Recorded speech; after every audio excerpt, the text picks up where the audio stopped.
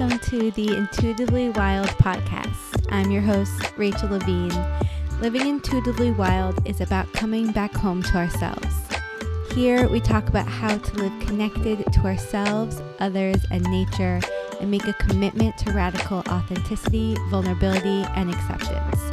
On this podcast, we delve into a wide range of topics that span the human experience. We peel back the layers and talk about the things that are often not talked about. This is a space for us all to walk and wander this path of life together. Let's dig into our roots and go deep.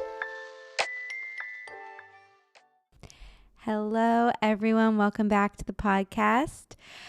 I am here with a very special guest today, and is my mom. We are sitting at our kitchen table.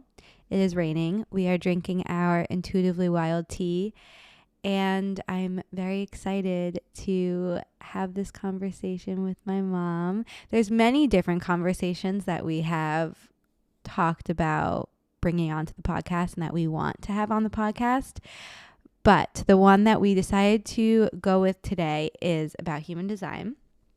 And I've been doing a lot of reflecting about human design and my childhood and how all the different dynamics of each of our designs have played out and impacted me, especially because I'm doing some family sessions with clients and relationship sessions and learning about it more in my further studying, and it's just so interesting to me. And I thought it'd be fun to have my mom on. She is no human design expert. She just knows what I tell her. So a lot of what I'm explaining to you, I'm going to be explaining to her certain dynamics that I will also be explaining to you guys in real time. And then she will add her perspective and her commentary. And and we'll just have a conversation about it. There are many dynamics that play into a family chart. There's something called a penta, which is when there's a group of 3 to 6 people and your auras are intermingling and you create a certain dynamic together. And so this could be a family dynamic or a work dynamic. So you can create a family penta chart in human design and kind of see how your energies interact with each other. So we will be going into that a bit. And we're also just going to be talking about each chart separately because the family penta charts only speak to specific energies, specific gates and channels within the design. And we're going to be taking an even broader scope and just looking at our charts as a whole. So yeah, we'll see where this conversation takes us, but I am very excited to be here. Mom, would you like to? We're sharing one microphone, so we're gonna have to go back and forth. But Mom, would you like to say anything? Yes, I would like to say that sharing Intuitively Wild tea with you on a rainy day and being on your podcast is just about as perfect as a rainy day can get, or any day for that matter. So thank you so much for having me on. I'm very, very excited. Okay, let me start by stating what each of our energy types and authorities are. So first of all, for those who don't know, we are going to be talking about my immediate family. So my parents and my 2 older brothers and me. And all 4 of them are generators, and I'm a manifesting generator. My dad, my brothers, and I, we are all emotional authorities, and my mom is a sacral authority. And my brothers and my mom are 4-6 profiles. My dad's a 2-4 profile, and I am a 5-1 profile. And if this means nothing to you, that is okay. We're going to go into it and explain more about it. But for those of you who that does mean something, I feel like that is important to state. So where should we start? With respect to where to begin, my approach, given my background, I'm a psychologist and I am trained in individual and family therapy, and with respect to, I think what's relevant to what we're talking about today is my training and practice of family therapy. And when I work with a family, I also make a chart. It's very, very different. It's a systems approach to family dynamics. And sometimes I look at the system and then the components. And I wondered in human design, when you work with a family, is there like a gestalt that you start with and then look at the components, or do you study the aspects individually and then connect them together? Well, there is no one method. No one's telling you exactly how to do it, although I'm sure there's opinions. I was thinking we would start more with comparing everyone's separate charts and then end with looking at this penta chart, because the penta chart is a little more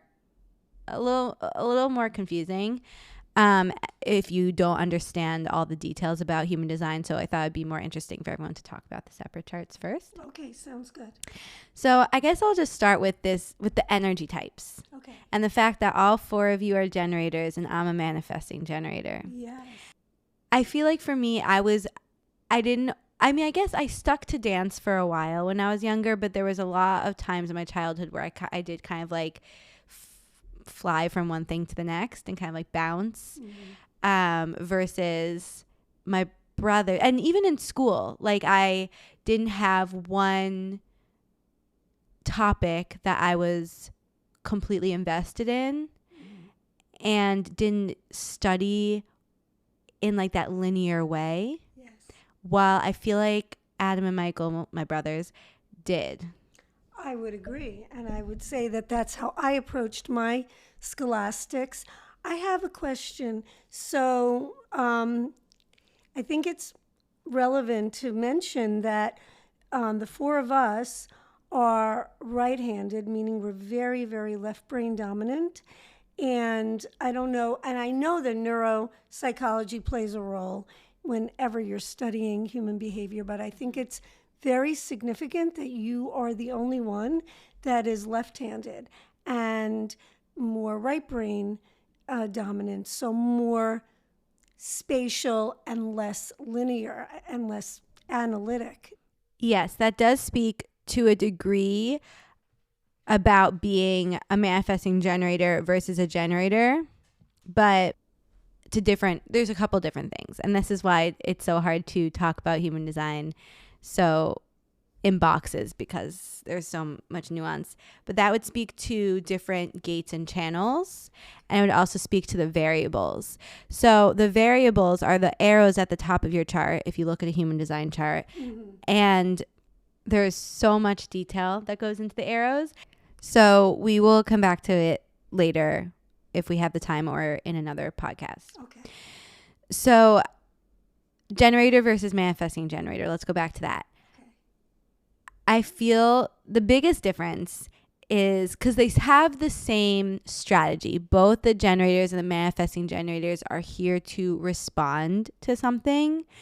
And their signs of alignment versus not alignment are satisfaction versus frustration. And they're really meant to be guided by that sacral center. But the manifesting generator has a lot of manifestor flavor in it.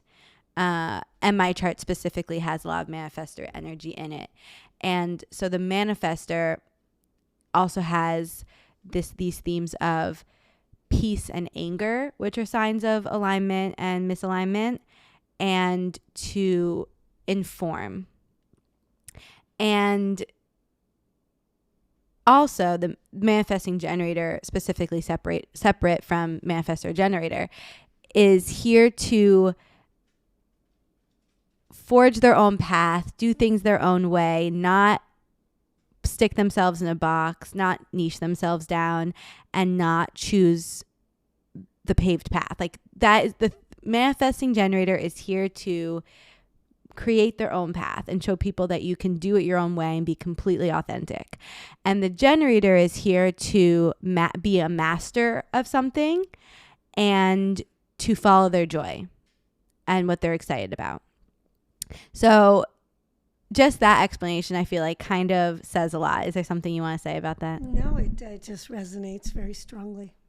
There are a lot of times in my childhood I felt like there have been a lot of times where I felt like I move through things very quickly, but I didn't feel like I was a master at anything, versus Michael and Adam felt like they could be masters at things. And I also feel like you and Dad just understood Michael and Adam's way of being in the world more than mine. Oh boy. All right. So there's truth to what you're saying. I think we understood their way of, to use your word, digesting the world and even just not interacting with the world because it was more similar to us. Yeah. When you came along, it was this incredible, you talk about magic, it felt magical, and it was just so, it was novel. Yes, I remember telling people who would say, "Oh, you have your little girl," and that means that you'll have more in common with her. And I, when you were very young, from a very young age, I noted and acknowledged to people close to me who knew the family that temperamentally, personality-wise, you were the least like me. Put it this way, Adam was the most like me. And Michael was a little bit different in other ways.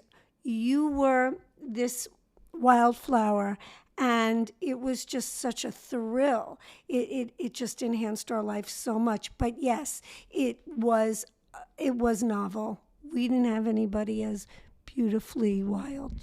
Okay. I when I think about it, I do think of you and Adam as the most similar, and Michael and Dad as the most similar in certain ways. Not in every way, of course. Very different. But in certain ways, and me kind of, I think I have flavors of everyone, honestly. I was gonna say, I just want to add one thing, was that we, as the girl power in the family, bonded over many, many things, and we responded to cinema and art very, very similarly. Yeah. And music. Yeah, we're very similar and have a lot of similar. We're very close. Oh, yes.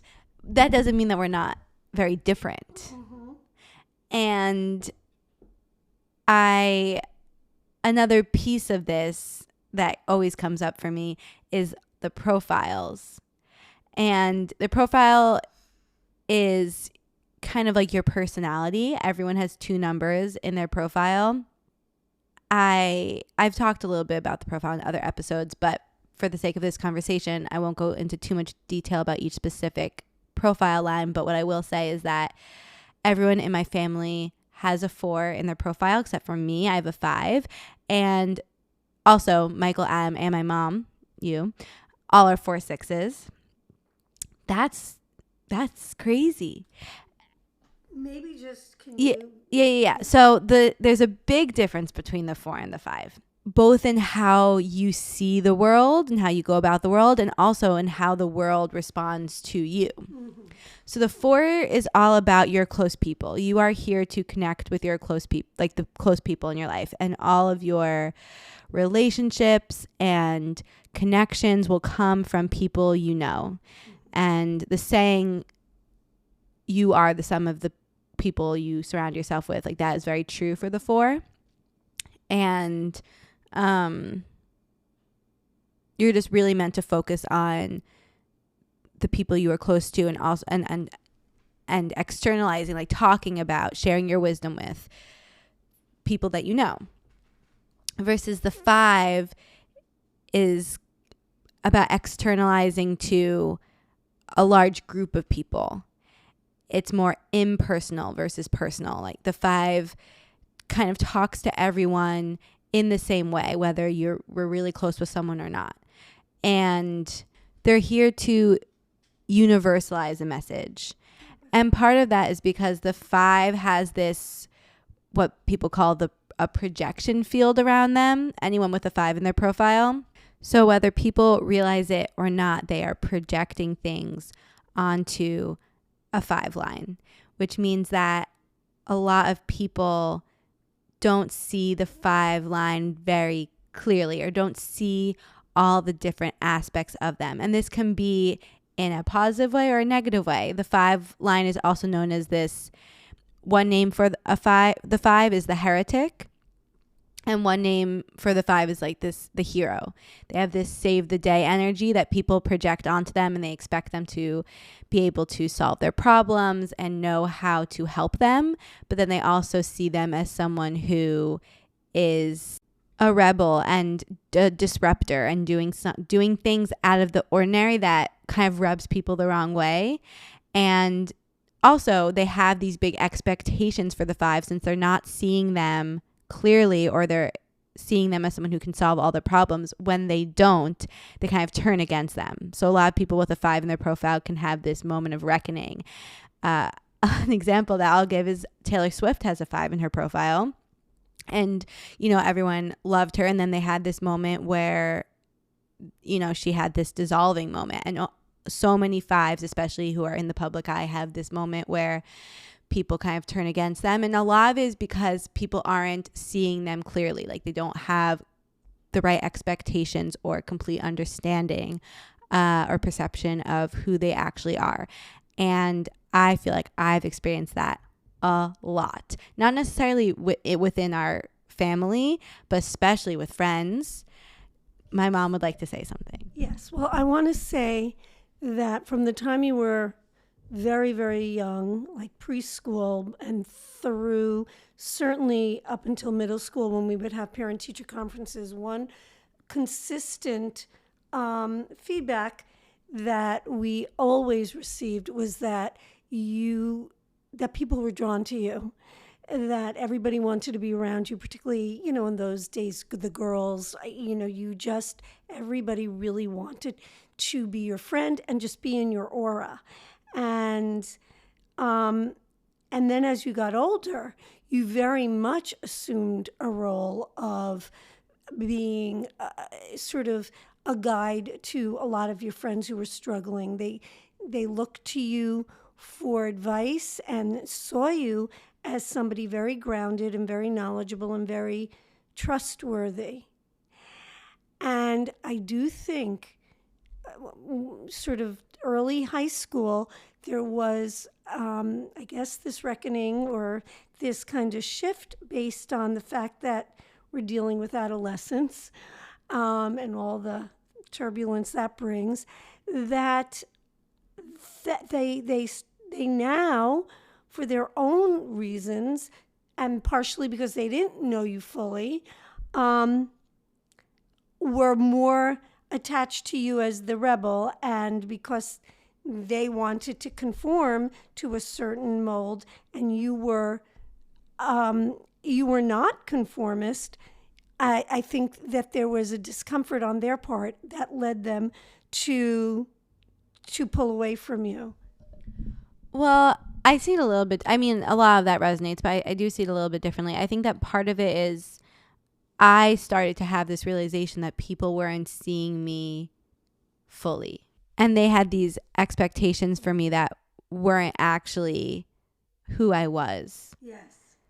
And it's been a big core wounding of mine that comes up time and time again, that people, as they get closer to me, they will leave, because I feel like I've had this experience where people get closer to me and then are like, oh, you're not who I thought you were. Or I'm like, I see that you want me to be this certain person, or you have these certain expectations or understandings of me, and I don't want to meet those expectations. Like, that's not actually who I am. Right. But that's a whole other podcast. It's a whole other conversation we can go down. But for the sake of this podcast and our family, I do feel like sometimes I felt misunderstood in that way. But I think mainly how it played out was you guys just didn't understand that I was experiencing the world differently. That's absolutely true. And I think And I think that there was a feeling that what was required on our part, particularly, Dad and I, was to help you, support you to experience it our way, rather than acknowledging the difference, embracing it, and, allowing it to flow naturally. Yeah, that's something that keeps coming up for me time and time again is I wish instead of, because I do feel like you guys, as you started to realize, especially, as I got older, like I was different in the way that I learned and functioned, and instead of trying to adjust your expectations to how I would meet up to what your status quo was, you found the way that helped me thrive. I wish that more than anything. And I think that just to say that there were things that I thought I was doing to facilitate that, but they were not getting at the core. And then another thing I want to say about the profile lines is that there are different lines that are more compatible to each other. And the 2 and the 5 are actually very compatible in a lot of ways. And Dad has a 2 in his profile. And I was thinking about this recently, how I feel like mine and Dad's energy, our aura, there's like a comfortability in it. Like there's a familiarity. But I feel like me and you, our souls, there's like a familiarity. I'd like to comment on that. I noticed this so strongly, the comfort level that you and Dad have and the compatibility you speak of, particularly when the three of us have traveled a lot together, largely following your lead as your wanderlust has taken you to all over the world, and we've joined you there for periods of time. And during those experiences, when it's the three of us, I have been struck by how in sync, in certain ways, the two of you are. And then when it comes to deeper levels of emotion, how I connect more, I think, perhaps more, not just soulfully, but I think accurately with each of you. Which is so interesting that you said that, because so let's move on to emotional authority, our authorities. So like I said, the 4 of us are emotional authorities and you are a sacral authority. And so what that means is you have your emotional center undefined, or what could be called a non-emotional, which means that you are taking on the energy of what is around you whenever. And so if someone is an emotional authority in your presence, you are taking on their emotions. And people who have that center defined, who are an emotional authority, it means that you can't feel other people's energy there. You're consistent and defined in your own energy. So when I'm feeling something and I walk into a room, you, my mom, will feel it, but as if it's her own. And not only that, people with centers undefined, they magnify the energy they feel there. So if I'm walking into a room like angry or sad, at a 6 out of 10, you're feeling it at like a 9 out of 10, which is accurate. But I'm not feeling what you're feeling. And so when you say that you can relate more to me and Dad separately in the emotional aspect, it's because you actually feel what we are feeling and we don't feel what each other are feeling. Because also, we're both emotional authorities. All 4 of us are emotional authorities, but there are different types of emotional authorities you can be. And all 4 of us are different, except for Dad and Michael are the same. Which speaks to me saying that Dad and Michael can be very similar in certain ways. That's exactly right. It's fascinating. Fascinating. Yeah, and I think that this is actually really relevant for my childhood, because I think that a big wounding I had when I grew up was not feeling like I could express my emotions. And part of that was because when I would get really upset, I would cry, and feeling a lot of shame around that, and like that wasn't okay, partially because that is kind of a little bit of what was expressed to me when I was younger.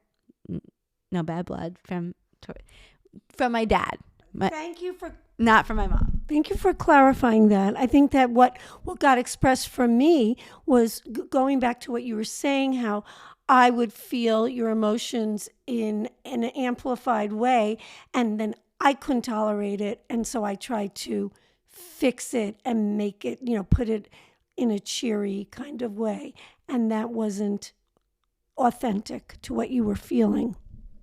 No, and the way that my emotional authority works is that it's one of the most dramatic and unpredictable emotional authorities. While Michael, Dad, and Adam's all follow a certain trajectory, Adam's is more based on expectations. Like, he can have really high expectations or ideas of how he wants things to happen, and then if they don't work out, it's like a really big blow, and it just like drops him really, really, really, really low. And then Dad and Michael's is a buildup. They are like, fine. They don't feel this emotion building up inside of them. And then they have to all of a sudden have this big release, and it just like all comes out, even if like nothing's relevant to what they're actually feeling. Like the emotion just comes out, and then they're good. I feel like that tracks. It absolutely tracks. And with Dad and Michael, what happens next is they spring into action. Mm-hmm. And with Adam, what can happen is a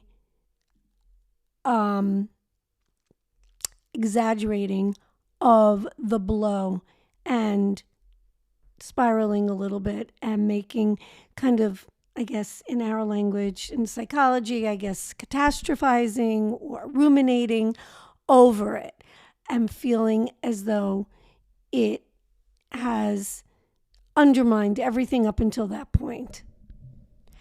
And one last thing about Adam, though. I just want to say that after that, though, there is this resilience that is remarkable. He doesn't stay there for good.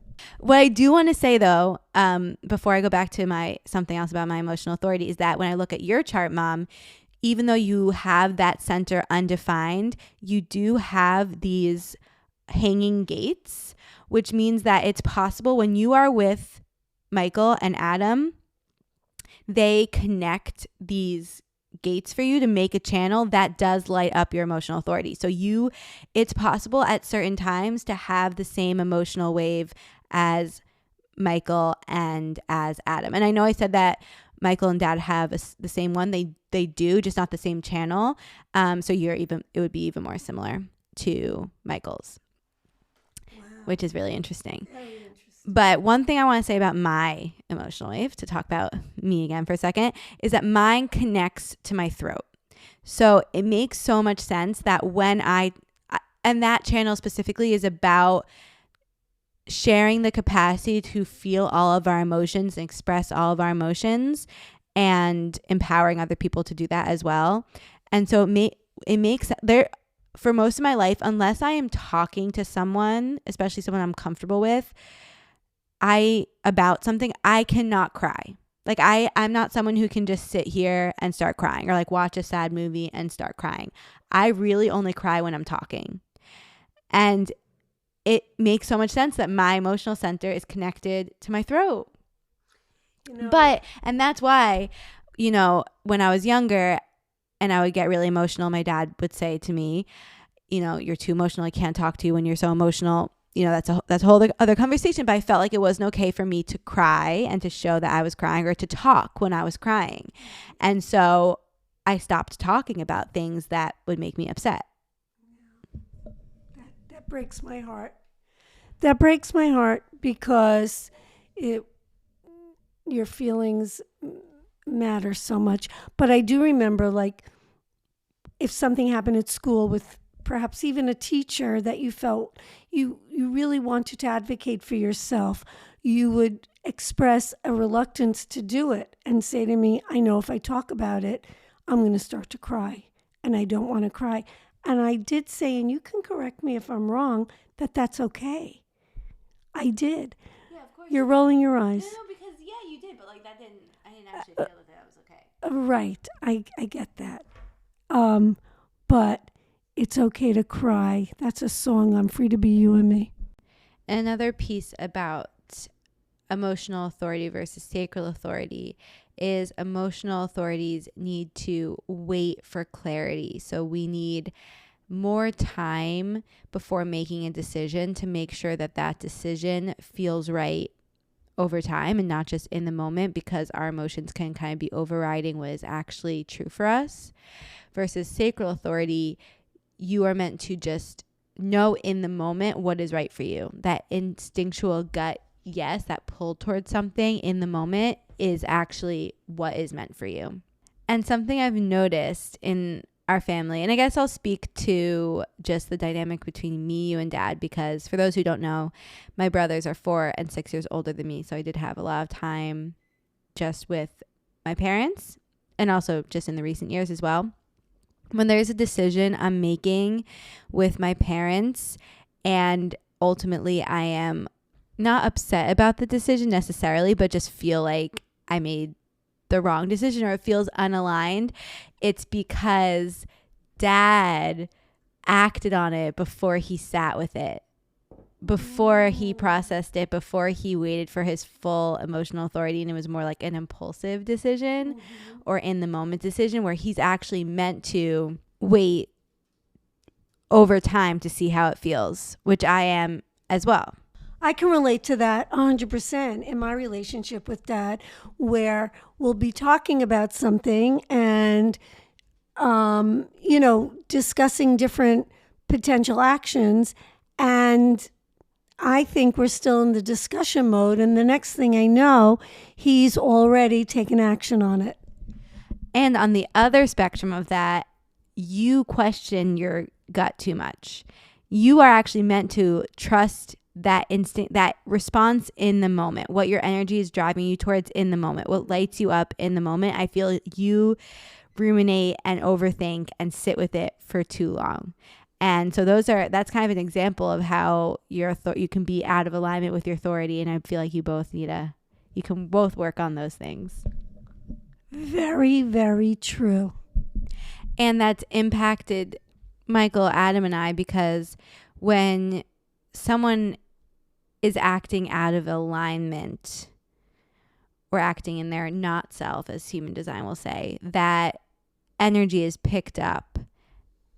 And that's why even if our authorities or our types or something about our chart is different, if the best way to be a parent is to live in alignment with your design, not to try to live in alignment with your child's design, because what your child needs is for you to be in alignment.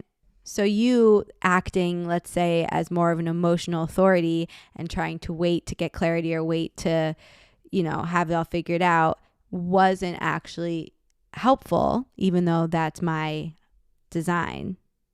Does that make sense? It does. And what would have been more helpful, or what is helpful, is when you act on your authority and trust your sacral response. And I see that alignment. In non-human design language, I think it really, what is coming up for me is the importance of trusting your intuition. Would you agree? Yes, trusting your intuition and being confident in yourself. Okay, so we've talked a little bit about type. We've talked a bit about strategy, authority, profile. And then when we look at gates and channels, there are a lot of similarities. I mean, there's overlap with all of us, but you and Dad have a lot of similarities, which speaks to this comfortability. It does speak to compatibility, but even more like comfortability and understanding. And that is the same with you and Michael and Adam. And I have a lot of different gates and channels. But what I will say is that I complete a lot of channels for Adam, which I think makes sense because I do feel like there's a different dynamic that I have with Adam than he has with other people, especially when it comes to him using his voice and sharing certain things. And I complete this channel to his throat. What do you want to say? I want to say that that's so true that he could be, worried about something, and you walk in the room and it just like ignites something in him. And I want to say vice versa, because I have a clear memory of saying to Adam, go talk to your sister, because you're the only one who can right now, who will get a smile on her face. So there has always been something between the two of you that kind of defies sort of regular explanation. On that note, connected to the centers and gates, and also we're talking about Adam, I want to talk about my relationship with Michael for a second.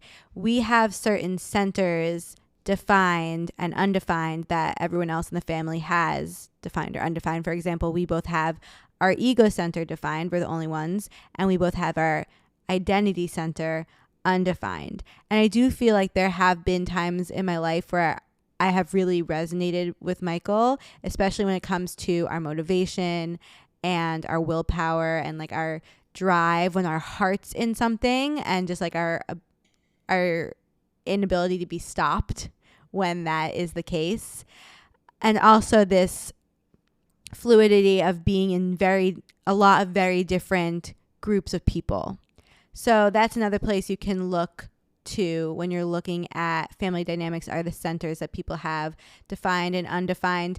I will say that everyone in our family has an open head center, and I just think that that's funny. I think it speaks to our ability to talk together and have all different ideas and be open to different things. And when it's out of alignment is when people can get very closed-minded and argumentative and very black and white versus gray. But when it's in alignment, we have very interesting discussions together. I agree with that, and I want to tell you that the happiest moments in my life are when the five of us are in alignment and are having really fun, interesting, thought-provoking conversations, and also a lot of laughter and just enjoying each other. Yeah, I will say that when I think back about some of my favorite times with the five of us, it's definitely us sitting at our kitchen table having fun conversations together. And another aspect of the chart is definition. So this is how your channels are connected, kind of the patterning of your chart. And you and I are both split definition. Michael and Dad are triple split, and Adam is single split. So if you're looking at your chart and you see your defined centers, it's how many groupings of defined centers you have. So if you have a channel that's connecting all of the centers together, that is a single definition. But if you have two separate entities of defined centers, say your throat and ego are defined and then your root and spleen are defined, but they're not connecting to each other, that is split definition. And if you have triple split, that means you have three different entities of defined centers that are not all connected.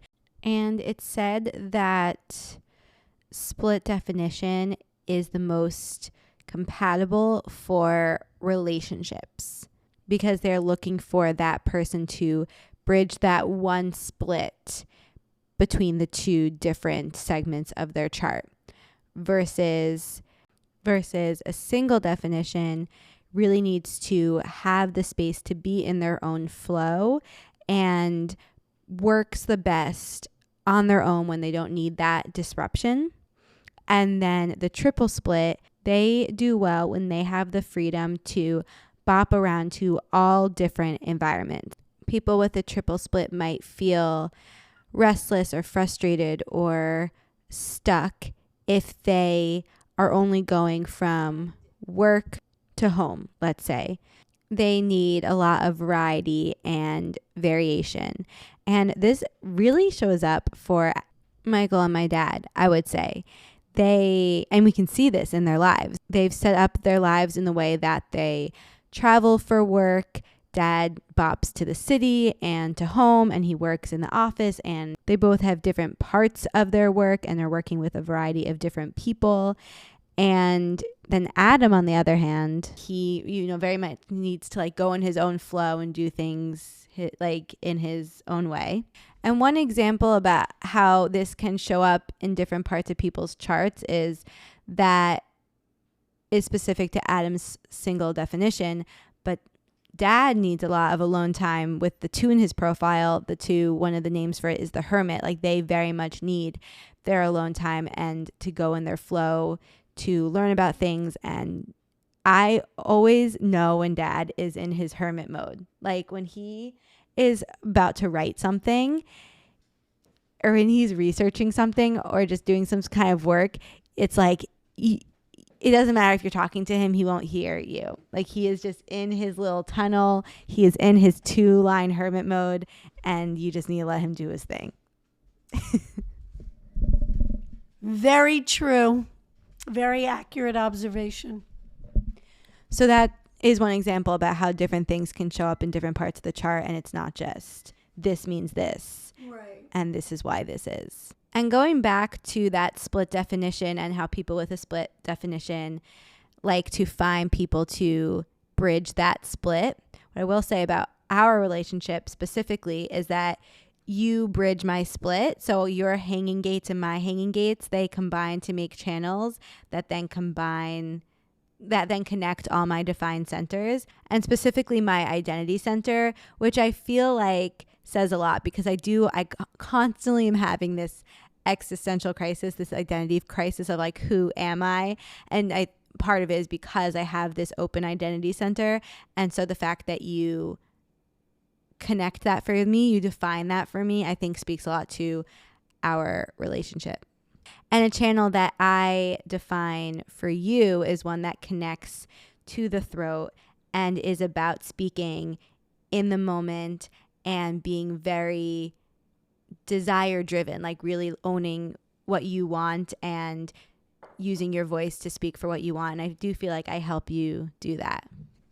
I was just going to say that. First of all, I'm so happy that you feel that connection for my bridging for you, but I absolutely have been so benefited by your helping me really understand my desires and have supported me in trying to strengthen my voice in articulating them and behaving in alignment with them. Okay, one last topic I want to touch on are the variables. And those are the arrows at the top of your chart. And like I said earlier, the variables are very, very detailed. They're also very specific to your time of birth. So we're also guesstimating for Michael and my mom's time of birth because neither of them can find their birth certificate. So we're hoping that these are accurate. And I have my birth certificate, but it's not on there. Oh, that's weird. Well, Michael can't find his birth certificate. So these are the times we have. This is what we're going with. And I'm not going to go into detail explaining all the variables because that would be a whole other podcast. But what I do want to say is one of the variables, the top left arrow, speaks to digestion. And this is about how you digest not just food, but life and the world. And if your arrow is facing left, that means that you have an active brain. And if your arrow is facing right, that means that you have a passive brain. And to clarify what exactly that means, the active brain, the left-facing brain, needs more consistency and structure. It's more rigid and routine-oriented. It's more that quote-unquote old paradigm versus, and does well with routines and structure. Versus the right-facing arrow, the passive brain, is more easily able to go with the flow, and they don't really need that rigidity and that structure and that schedule, and it doesn't really work well for them. And in fact, routines can be harder for them because they just don't need them. And this shows up a lot for us. Dad and I, we love our routines, and we do very well with routines, and we can get really rigid in our routines, versus you like to be more flexible and spontaneous. And sometimes when you even try to incorporate a routine in a certain way, it doesn't work well for you. Yes, in some ways, having to adhere to that kind of a structure feels somewhat stifling to me. And whereas for you and Dad, it allows you to feel more grounded and efficient, and therefore you'll get more out of your day that way. And it, I will just say that sometimes I feel when the three of us are traveling that my passive, more flexible way gets interpreted sometimes as being disorganized, or that I'm not on time and things like that. Whereas I kind of feel held back from my curious nature, my spontaneous nature. But we work it out in the end and have a great time. Okay. What I will say is that there are definitely times when my routine and my structure and Dad's routine and Dad's structure do not mesh. And we both want to keep our schedules and keep what we had in mind for our various reasons. And you are able to, or you try to, sometimes to varying degree of success, come in and mitigate and make everyone happy. And that is partially because, you know, your people pleasing tendencies and your desire to want everyone to be happy. And also because you are good at making things work for everyone. You are more flexible and fluid in that way. I appreciate your acknowledging that. And something else that is really important around my digestion is my specific, within the left facing arrow, you'll also, on some charts that have more details, you'll see numbers under those arrows, and those speak to even more specifics around your digestion type or whatever arrow it is you're looking at. And my digestion is calm. And learning this about myself has really helped me in recovery, because something that showed up often in my life was this desire for things to be calm when I'm eating. And I found it really hard. It was always a theme that when I was around people or in a situation I didn't feel comfortable in or felt really activating, it was always harder for me to eat. And I would often find myself only being able to eat when I was by myself.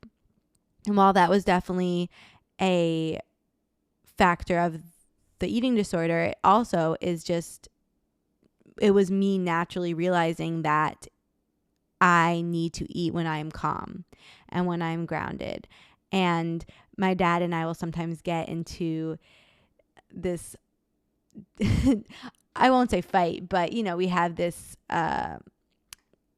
point of contention, this conflict, because he likes to watch the news or watch TV while he's eating or when I'm eating, and I can't. The sound, like I simply cannot listen to things when I'm eating, even talking. Like I can listen, like I can have a conversation if someone else is talking to me, but I find it very hard to talk back while I'm eating. And I've had to advocate for myself around that and really express that, because it's not just a preference. Like I physically feel it in my body's inability to take in what I am digesting. Then if we go to the next arrow, which is our environment arrow, Dad, Michael, and I all have right-facing arrows, and you and Adam have left-facing arrows. This is my only right-facing arrow. Part of this speaks to, again, that variety in environment that we were talking about with Dad and Michael when it comes to their triple split. but it's about where we like to spend our time. And even though we like consistency in the routines, it's where we like to do the routines. And this definitely speaks to my desire to travel. This left arrow is like the need to have variety in your environment. And I definitely feel that. And I do feel like that shows up for Michael and Dad as well, and less so with you and Adam. Then the arrows on the right side are about perspective and motivation. So how we see the world, and then why we are motivated to act in the way that we do. And what's interesting about these is that Dad and Michael have the same ones. Their motivation is need, and their perspective is possibility. And for sake of time, I'm not going to go into what that means, but it just shows that the way that they see the world and the reasons that they act are the same fundamentally, which is so interesting. That is so interesting. And then you and I have the same motivation, but we have different perspectives. Adam actually has the same motivation as us as well, but he has also has a different perspective. So all of that just proves my main reason of believing that understanding people's human design charts in this way is so important, because fundamentally we all see, experience, and interact with the world in different ways.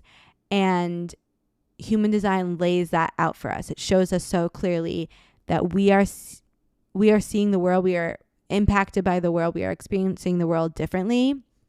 And it helps us understand how the people close to us are experiencing the world, and how we are impacting each other, and how we can deepen our relationships with each other and our understanding of each other. And another part of understanding family dynamics with human design is on using the Penta chart, which I started talking about in the beginning, but we are going to save that for a part 2, especially if people are interested, because it's just too much to delve into. I feel like this is already a lot of information. So we'll stop there for now. But Mom, do you have any final things you want to say? I just want to express the deepest gratitude. First of all, I'm going to try not to cry, even though I know it's okay to cry, like the song from Free to Be You and Me says. But the deepest gratitude for this family, and for you in illuminating this whole area of human design that is novel to me. And obviously, because I am in a profession that deals with understanding human behavior and motivation, and knew from a very early age that that's where my passion lied, and I was always curious about people and what underlied their behavior. And so I pursued that as a psychologist, and it's been a labor of love my whole life. This field of human design, it doesn't take away from that. Even when there are some contradictory parts, it enhances it. And I'm so incredibly proud of you and grateful for you for edifying all of us in this and in so many other ways. But this has been fascinating. Thank you. Yeah, and I bring it up in therapy all the time, and I'm grateful that my therapist is receptive to that, because, well, she understands it's the view through which I see the world. Like, I now largely understand the world through human design, and it helps me understand myself and the way I function, and also how I impact others and all that good stuff. So yeah, we'll leave it there for now. If anyone has any questions or thoughts, if anyone wants to book a human design reading for themselves or their partner or their family, just reach out, and the links will be below. And thank you guys so much for listening. Thank you so much for joining me on this episode of Intuitively Wild, the podcast. I hope it helped deepen your connection to yourself, sparked some insights, and inspired you to live intuitively wild. If you enjoyed this podcast, it would mean so much to me if you would share it with others and leave a rating and review. And please reach out to me. I would love to connect with you. I will see you next time for more magic.